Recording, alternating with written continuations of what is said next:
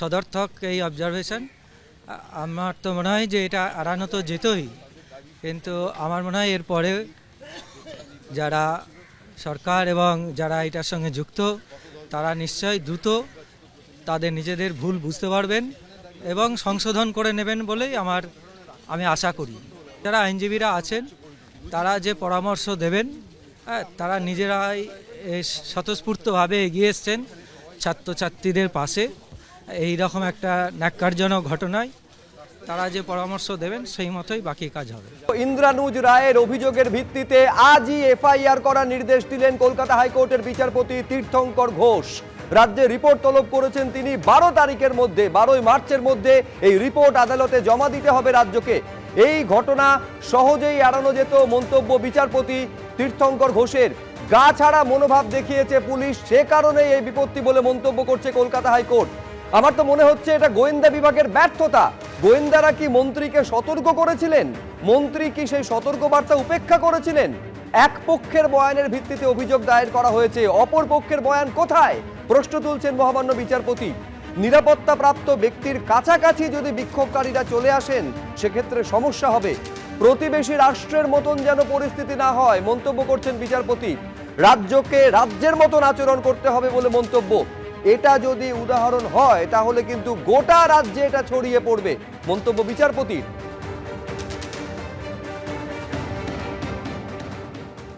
যাদবপুর বিশ্ববিদ্যালয়ের ঘটনা আপনারা সকলে জানেন যে 7খানা এফআইআর রেজিস্টার হয়েছে।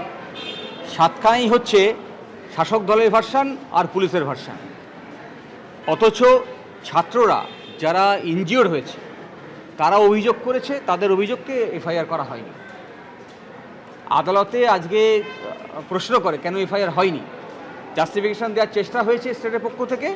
আলটিমেটলি আদালত বলেছেন আজকের মধ্যে এফআইআর করতে হবে, আর 7 দিন পরে কি তদন্ত করছে তার রিপোর্ট জমা করতে হবে আদালতকে। একই সঙ্গে যে প্রশ্নগুলো উঠে এসছে, আদালত বলেছেন যে স্টেটকে স্টেটের মতো বিহেভ করতে হবে। স্টেট যদি বায়াসড মনোভাব দেখায় তাহলে তো সাধারণ মানুষের বিশ্বাস উঠে যাবে। আর ইন্টেলিজেন্স কি করছিল এই ঘটনা যে ঘটল, যেখানে রাজ্যের মন্ত্রী আসছেন, সেই মন্ত্রী তার কাছে ইন্টেলিজেন্সের খবর ছিল কিনা? আপনি এত হোয়াটসঅ্যাপ দেখাচ্ছেন, তাহলে সেই খবর যদি আপনার কাছে ছিল তাহলে মন্ত্রীকে জানানো হয়েছিল কিনা? যদি মন্ত্রীকে জানানো হয়ে থাকে তাহলে সেই জানানোর পরেও তিনি সেটাকে অমান্য করে গেছেন কিনা? তো এই সংক্রান্ত রিপোর্ট আদালতকে পেশ করতে হবে আগামী 7 দিন পর।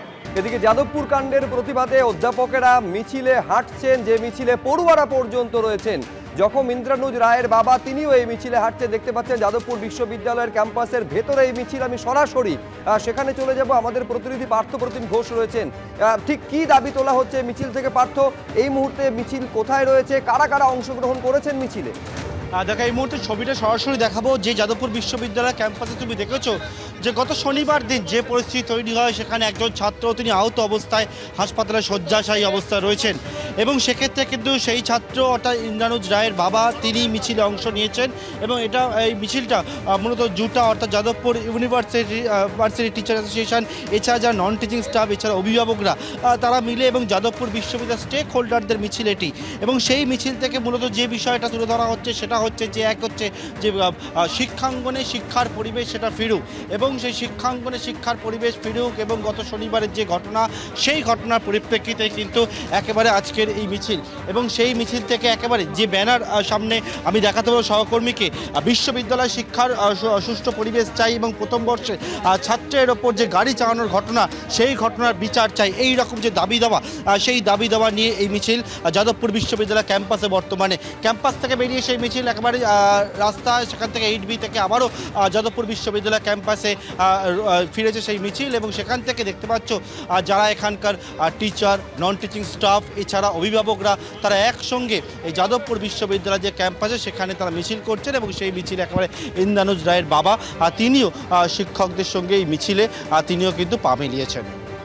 সরাসরি এই ছবি পার্থপ্রতিম ঘোষ আমাদের সামনে তুলে ধরছেন, যেখানে যাদবপুর বিশ্ববিদ্যালয় ক্যাম্পাসে একেবারে শিক্ষাঙ্গনে শিক্ষার পরিবেশ ফিরিয়ে আনার দাবিতে এই যে মিছিল যাদবপুর বিশ্ববিদ্যালয়ের ঘটনার প্রতিবাদে, যেখানে অধ্যাপক পড়ুয়ারাও রয়েছেন, পাশাপাশি ইন্দ্রানুজ রায় এই মুহূর্তে হাসপাতালে যিনি চিকিৎসাধীন রয়েছেন, আহত ছাত্র তার বাবাও হাঁটছেন।